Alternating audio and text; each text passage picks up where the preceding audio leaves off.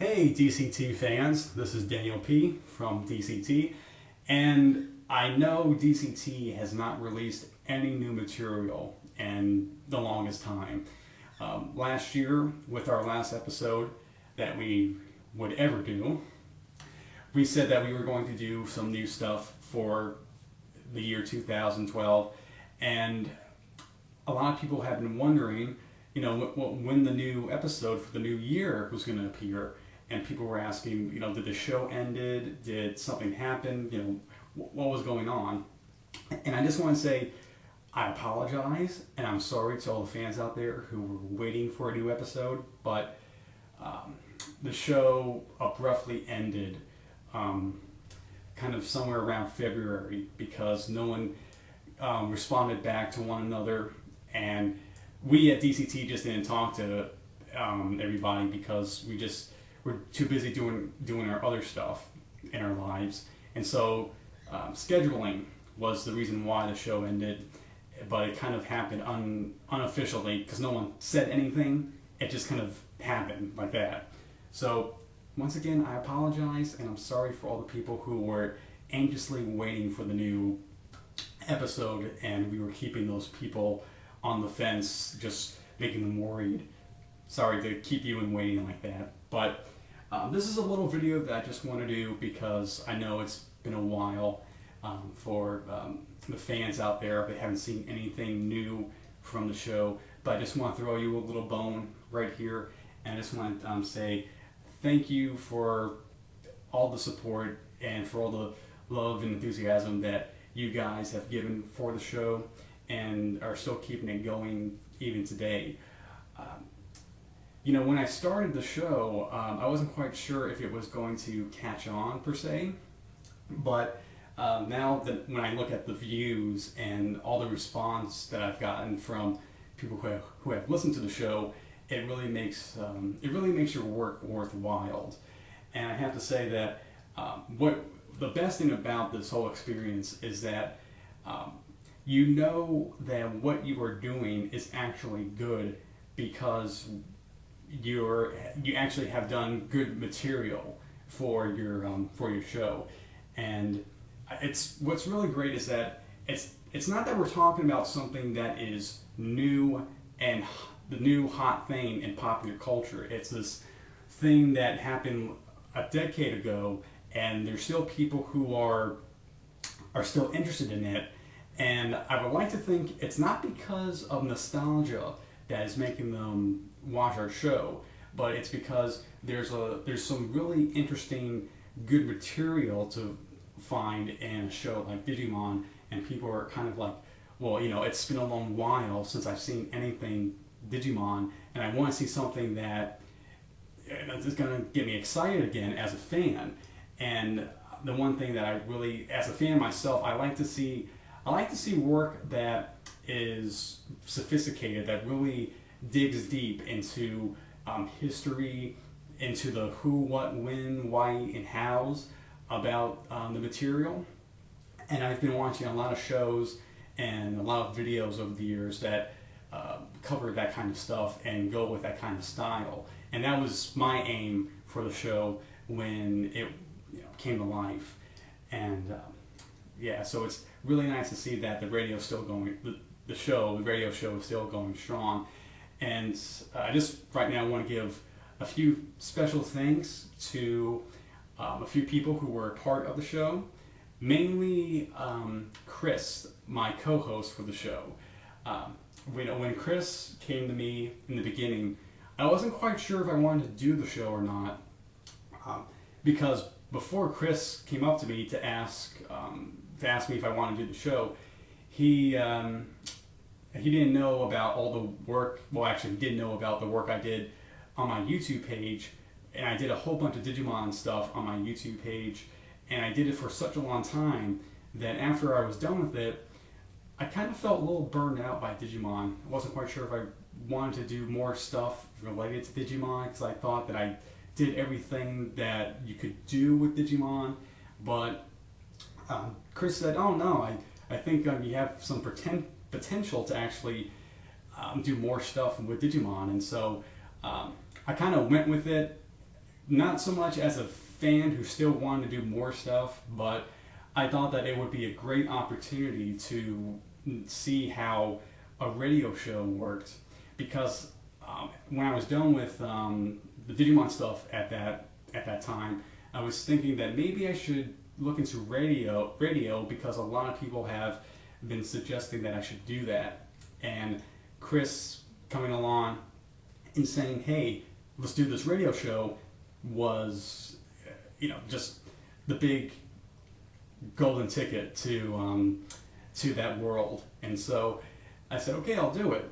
And right now, I'm actually working at a real radio station, and I'm being tutored as a DJ, and I'm learning all the quirks and everything that relates to the world of radio right now.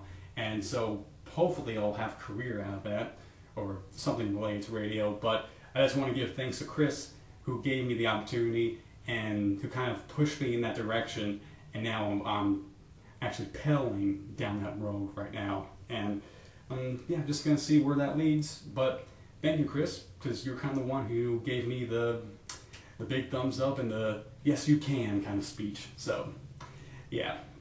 And I also want to give thanks to the brothers in Canada who are doing their baseball game right now, probably, because we didn't have any hosts who would stay with us. We kind of have people who were fans who were kind of like little mini hosts for an episode.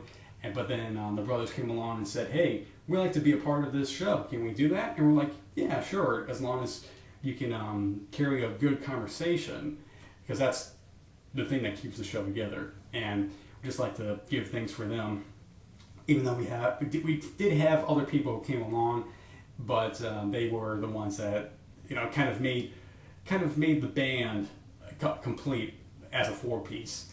And yeah, so thanks to them, and also thanks to Oliver, who was kind of our host, our third host, but he was kind of like an in and out kind of guy, because he would be with us with some shows, and with other shows not so. And I don't know what happened to him, because at some point, by the time like halfway through the history, like I forget when it was, but at some point Oliver just disappeared. We don't know what happened. He didn't call us. We didn't get a message. No, nothing. But wherever he is, hopefully he's doing fine down there in the land down under. Oh, I just want to give you this little thing I had in my mind for a while. I thought this would be a good little segment, a little fun entertainment piece for the show.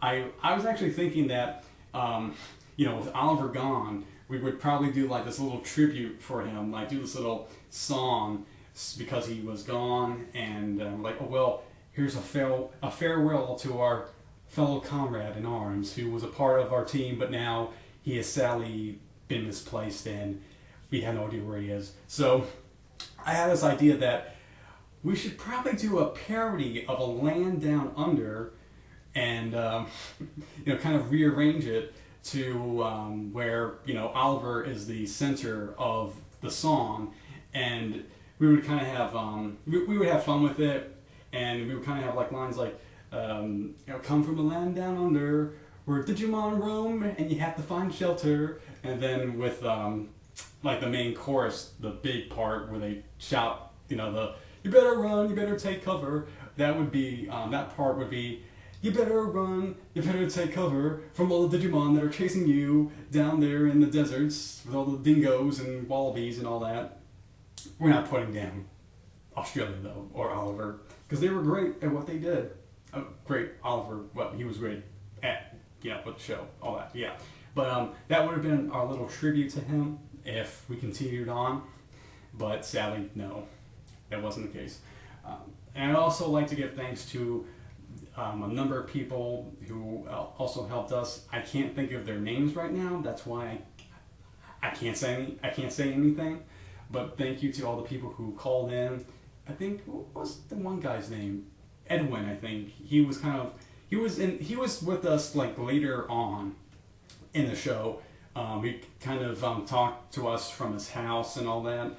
He was the guy who said that he actually listens to our show while he drives to his school, and apparently he lives in Florida too.